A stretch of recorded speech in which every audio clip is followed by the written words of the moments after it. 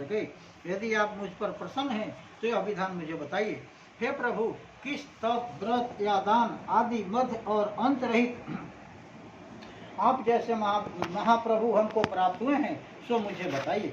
शिव जी कहते हैं कि हे देवी सुनो, मैं तुमको एक व्रत बतला रहा हूँ जो सर्वस्व छिपाने योग्य है, लेकिन तुम्हारे प्रेम से वंशीभूत होकर मैं तुम्हें बतला रहा हूँ। जैसे नक्षत्रों में चंद्रमा, ग्रहों में सूर्य, वर्णों में ब्राह्मण, देवताओं में विष्णु भगवान, नदियों में गंगा, पुराणों में महाभारत, वेदों में सामवेद और इंद्रियों में मन श्रेष्ठ है। सब पुराण और वेदों का सर्वस्व जिस तरह कहा गया है, मैं तुम्हें एक प्राचीन व्रत बतला रहा हूँ। एकाग्रचित होकर के सुनो। जिस व्रत के प्रभाव से तुमने मेरा आधा आसन प्राप्त किया है, वह मैं तुमको बतलाऊंगा, क्योंकि तुम मेरी प्रेयसी हो। भाद्रपद मास में हस्त नक्षत्र से युक्त शुक्ल तृतीया तिथि को उसका अनुष्ठान मात्र करने से स्त्रियां सब पापों से मुक्त हो जाती है। हे देवी, तुमने आज से बहुत दिनों पहले हिमालय पर्वत पर इस व्रत को किया था, और यह वृत्तांत मैं तुमसे सुनना चाहता हूँ। पार्वती जी ने पूछा, हे नाथ, मैंने क्यों वहाँ पर गया था, और यह सब आपके मुख से मैं सुनना चाहता हूँ। शिव जी कहते हैं कि भारतवर्ष के उत्तर की ओर एक बड़ी रमणीय पर्वतों में श्रेष्ठ हिमवान नामक एक पर्वत है। उसके आसपास तरह तरह की भूमियां हैं, तरह तरह की वृक्ष उस पर लगे हुए हैं, और नाना प्रकार के पक्षी और अनेक प्रकार के पशु उस पर निवास करते हैं। वहां पहुंच करके गंधर्वों के साथ बहुत से देवता सिद्ध चरण पक्षीगण सर्वदा प्रसन्न मन से विचरते हैं। वहां पहुंच करके गंधर्व गाते हैं, अप्सराएं नाचती है। उस पर्वत राज के कितने ही शिखर ऐसे हैं कि जिसमें स्फटिक, रत्न और वैदिक मणि आदि की खाने भरी पड़ी हुई है। यह पर्वत ऊंचा तो इतना है कि मित्र के घर की तरह शोभा देता है और आकाश का स्पर्श किए रहता है। उसके समस्त शिखर सदैव हिम से आच्छादित रहते हैं और गंगा जल की ध्वनि सदा सुनाई देती रहती है। हे पार्वती, तुमने बाल्यकाल में उसी पर्वत पर तपस्या की थी और 12 वर्ष तक उल्टी टंग कर केवल धुआं पी करके रही। उल्टी टंग करके, मैंने पैरों पर सिर नीचे कर करके और धुआं पी करके रही है। 64 वर्ष तक सूखे पत्ते खाकर रही। जोड़ते जाएंगे, 12 और 64, 64 वर्ष तक सूखे पत्ते खाकर रही। और माघ मास में तुम जल में बैठी रहती और वैसाख की दोपहरी में पंचांगनी तापती। हमने जड़ा के दिन में आग लगा के तापी रह जा, ओकरे के बता रही दुनिया पे। श्रवण के महीने में जल बरसता तो तुम वहीं भूखी प्यासी रहकर मैदान में बैठी रहती। तुम्हारे पिता इस तरह के कष्ट को सहन देख करके बड़े दुखी हुए। वे चिंता में पड़ गए कि अपनी कन्या किसको दूं। उसी समय नारद जी वहां आ पहुंचे और मुनिश्रेष्ठ नारद जी उस समय तुम्हें देखने को गए। और नारद जी को देखकर गिरि ने अर्ध आदि आसन को प्राप्त करके उनकी पूजा की और कहा, हे स्वामी, आप किस लिए यहाँ पर आए हैं? अहोभाग है कि जिसका आगमन मेरे लिए अच्छा है। हे नारद जी, हे पर्वतराज, सुनो, मैं विष्णु भगवान का भेजा हुआ आपके पास दूत हूँ। आपको चाहिए कि यह कन्या रत्न किसी जोग वर को ही दे। भगवान विष्णु के वचन सुन करके जोग वर ब्रह्मा, इंद्र और शिव इनमें से कोई नहीं है, इसलिए मैं यही कहूँगा कि आप अपनी कन्या भगवान विष्णु को ही दे डालें। हिमवान ने कहा, भगवान विष्णु स्वयं मेरी कन्या को ले रहे हैं और आप यह संदेश लेकर आए हैं, तो मैंने अपनी कन्या दूंगा। हिमवान की इतनी बात सुन करके मुनिराज नारद आकाश में विलीन हो गए और पीताम्बर, शंख चक्र गदाधारी भगवान विष्णु के पास पहुंचे और वहां हाथ जोड़ करके नारद जी ने भगवान विष्णु से कहा, हे देव सुनिए, मैं आपका विवाह पक्का कर दिया है। उधर हिमवान ने पार्वती के पास जाकर कहा, हे पुत्री, मैंने तुम्हें भगवान विष्णु को दे डाला। तो पिता की बात सुनकर तुम बिना उत्तर दिए अपनी सखी के घर चली गई। क्यों चली गई? इसलिए उनका बाप पिताजी ठुकरा दिए थे। अपनी सखी के घर चली गई और वही जमीन पर पड़ करके और तुम बड़ी दुखी होकर विलाप करने लगी कि मैं तुमको इस तरह विलाप करते देख एक सखी के पास जाकर कहा, हे देवी, तुम क्यों इतनी दुखी हो रही हो? इसका कारण तो बताओ। तुम्हारी जो कुछ भी इच्छा होगा मैं यथाशक्ति पूरा करने की चेष्टा करूंगा, इसमें कोई भी संशय नहीं है। पार्वती जी बोली कि मेरे जो कुछ भी अभिलाषा है उसे तुम प्रेम पूर्वक सुनो। मैं एकमात्र शिव जी को अपना पति बनाना चाहता हूँ। इसी समय कुछ भी संशय में नहीं हो कि मेरे इस विचार को पिताजी ने मुझे ठुकरा दिया। इसी से मैंने अपने शरीर का त्याग कर दूंगा। पार्वती को इस बात को सुनकर के सखियों ने कहा कि शरीर का त्याग न करो, चलो किसी ऐसे वन को हम लोग चले जहाँ पिता को भी पता न लगे। ऐसा सलाह कर तुम ऐसे वन में जा पहुंची और उधर तुम्हारे पिता के घर तुम्हें खोजने लगे और दूतों द्वारा भी खबर लेने लगे कि कौन देवता या किन्नर मेरी पुत्री को हर ले गया मैंने चुरा ले गया, पुत्री को हर ले गया। उन्होंने मन ही मन में कहा कि मैं नारद जी के आगे प्रतिज्ञा कर चुका हूँ कि अपनी पुत्री भगवान विष्णु को ही दूंगा। ऐसा सोचते सोचते हिमवान मूर्छित हो गया और गिरिराज को मूर्छित देख करके सब लोग हाहाकार करते हुए दौड़ पड़े। जब होश हुआ तो सब पूछने लगे कि गिरिराज, आप अपनी मूर्छा का कारण तो बताइए। हिमवान ने कहा, आप लोगों ने मेरे दुख का कारण तो सुनो, आप मेरे दुख का कारण तो सुनो, न मालूम मेरी कौन कन्या को हर ले गया। ऐसा सुन करके उसने किसी काले सांप ने काट खाया, सिंह खा गया। हाय हाय मेरी बेटी कहाँ गई, किसी दुष्ट ने मेरी पुत्री को मार डाला।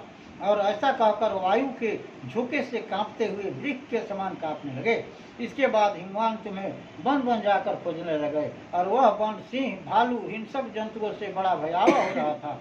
तुम भी अपनी सखियों के साथ वह भयावह वन में चलते चलते एक ऐसे जगह जा पहुंची जहाँ एक नदी बह रही थी। उसी के रमणीय तट पर एक बड़ी सी कंदरा थी और तुमने उसी कंदरा में आश्रम बना लिया और मेरी एक बालुकामयी प्रतिमा बनाकर अपनी सखियों के साथ निराहार रह करके मेरी आराधना करने लगे।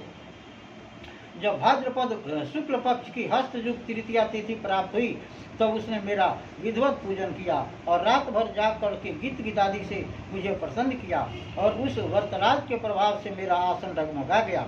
मैं उससे तत्काल उस स्थान पर जा पहुंचा जहां पर तुम अपनी सखियों के साथ रहती थी।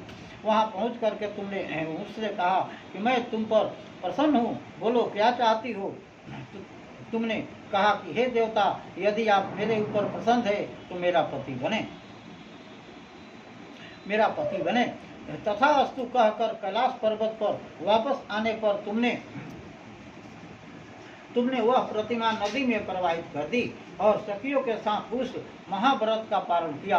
हिमवान को जब तक उस वन में तुम्हें खोजते हुए आप पहुँचे, चारों दिशाओं में तुम्हारी खोज करते करते हुए व्याकुल हो चुके थे, इसलिए तुम्हारे आश्रम के समीप पहुँचते ही गिर पड़े। थोड़ी देर के बाद उसने नदी के तट पर दो कन्याएं देखी। देखते ही उन्हें छाती से लगा लिया और विलख कर रोने लगा। फिर पूछा, पुत्री, तुम सिंह, व्याघ्र आदि जंतुओं से भरे इस जंगल में क्यों आ पहुंची। पार्वती जी ने उत्तर दिया कि पिताजी जी, मैंने पहले ही अपने आप को शिव जी के हाथों में सौंप दिया था। आपने मेरी बात को टाल दी, इसी से मैं यहाँ पर चली आई हूँ। हिमवान ने संताना दिया कि हे पुत्री, मैं तुम्हारी इच्छा के विरुद्ध कुछ न करूँगा और मैं तुम्हारे साथ अब ले जाऊँगा, तुम्हारा विवाह कर दिए। इसी से तुमने मेरा आधा आसन प्राप्त किया है। तब से आज तक किसी के सामने मुझे यह व्रत का अवसर नहीं प्राप्त हुआ। हे देवी, मैं यह बतलाता हूँ कि इस व्रत का हरितालिका नाम क्यों पड़ा। तुमको सखिया हर कर ले गई थी, इसी से इसका नाम हरितालिका व्रत पड़ा। इस पर पार्वती जी ने कहा कि हे प्रभु, आपने नाम तो बताइए और विधि बताइए, इसका क्या पुण्य है और क्या फल है और व्रत कौन करे। शिव जी पार्वती जी से कहते हैं कि हे देवी, मैं स्त्री जाति के भलाई के लिए यह उत्तम व्रत कहता हूँ। जो स्त्री अपने सौभाग्य की रक्षा करना चाहती हो वह यत्न पूर्वक इस व्रत को करे। पहले कदली के खंभे आदि से सुशोभित एक सुंदर मंडप बनावें, उसमें रंग बिरंग के रेशमी कपड़ों से चांदवा लगाकर सुगंधित द्रव्यों से वह मंडप लिखवाएं। फिर शंख मृदंग आदि बजाते हुए वह बहुत से एकत्रित फल फूल एकत्रित कर मंगलाचार करते हुए उस मंडप में पार्वती तथा शिव जी को प्रतिमा स्थापित करें और उस रोज दिन भर उपवास कर बहुत से सुगंधित फूल, गंध, मनोहर, धूप, नाना प्रकार के नैवेद्य आदि एकत्रित कर पूजा करें और रात भर जागरण करें।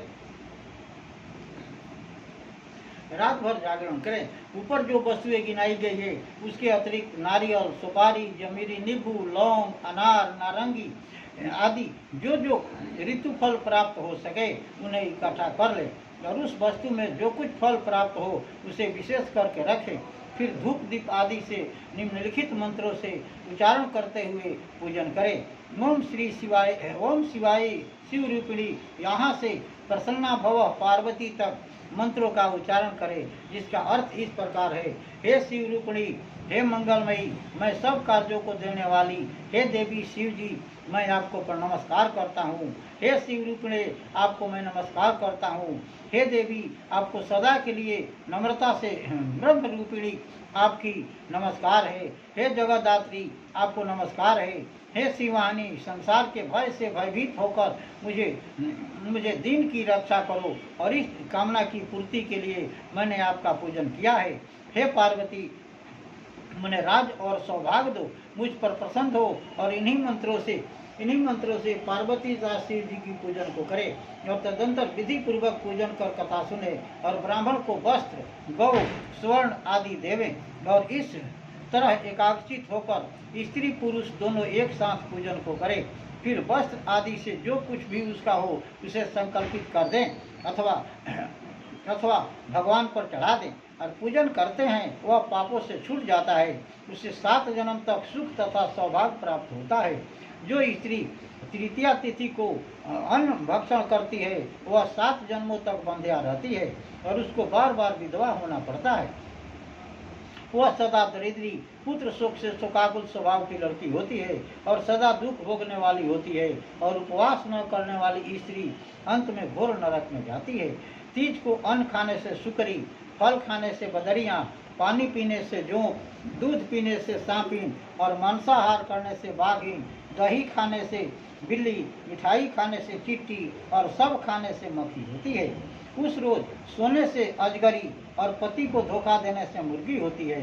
इसलिए हर स्त्रियां व्रत को अवश्य करें और दूसरे दिन स्वर्ण, चांदी, तांबा अथवा बांस के पात्र में अन्न भर करके ब्राह्मण को दान दें और पालन करें। जो स्त्री इस प्रकार व्रत करती है और मेरे समान उसका पति पाती है और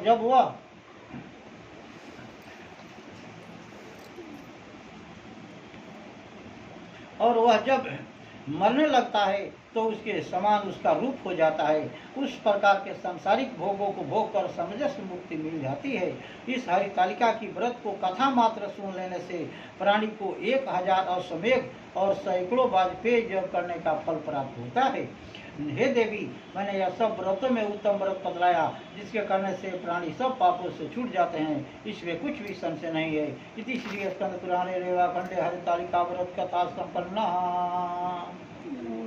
बोलिए हर हर महादेव, बोलिए एकदंत भगवान की जय, बोलिए कार्तिकेय भगवान की जय, बोलिए बासुकीनाथ की जय, बोलिए नंदी भगवान की जय, बोलिए वृंदावन बिहारी लाल की जय।